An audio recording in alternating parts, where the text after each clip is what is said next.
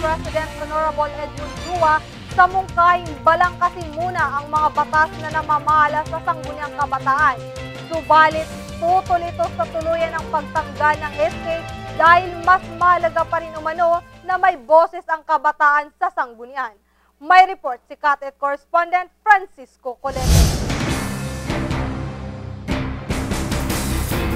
Kamakailan, lumabas sa mga dyaryo at pahayagan ang usaping nais i-postpone na SK election ng mga senador, partikular na kay Senator Ferdinand Marcos na chairman sa Committee on Local Government na nagapila ng isang bill patungkol sa pagpapaliban ng halalan sa mga tatakbong chairman at kagawad sa hanay ng SK o sangguniang kabataan.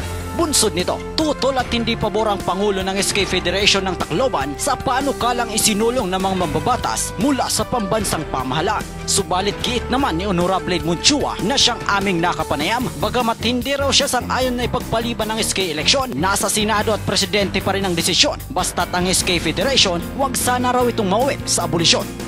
Depende man ko din yan na Senado, makuri man ko dito pumabor, diba? Pero siyempre para ako, kung ano mat desisyon ng Senado, okay to ako. Basta di rin i-abolish. Ngayon usapad, di rin pa man gap sigurado tara desisyon kay Piperman. Kikitaon pa yun kung Piperman at presidente natin. Kaugnay nito, patuloy pa rin daw nilang tututulan ng usaping pagwasak ng sangguniang kabataan na maituturing bilang pinakamaliit na bahagi ng mga nanunungkulan sa gobyerno o lokal na pamahalaan. Well, inina-abolition bill, hakon pagkakaram, tiganghan, dati pa na batch na SK, na-exist na yung abolition bill, ginpabalik-balik na lang niya. Pero, syempre, di rin ang paborit SK. Sa kabila ng mga panukalang naglabasan para mapawalang bisa ang sangguniang kabataan sa larangan ng kanilang panunungkulan, mas lalo pa umanong umiigting ang kanilang paniniwalang malaki umano ang papel na kanilang ginagampanan sa mundo ng pagsisilbi sa bayan. Natuod lagi apit mga SK na maupay training hit SK, maupay at iya kung baga purpose. Pagbulig man ko din ito mga kabataan nga Pilipinas, ngayon pag-training na era para maging future leaders sa itong country.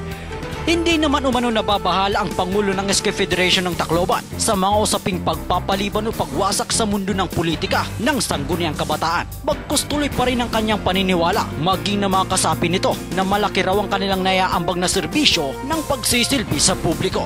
Kasama si Maris Cadayong, ito si Francisco Kiko Colete nagbabalita eksklusibo para sa channel ng Countryside Filipino, Tacloban City.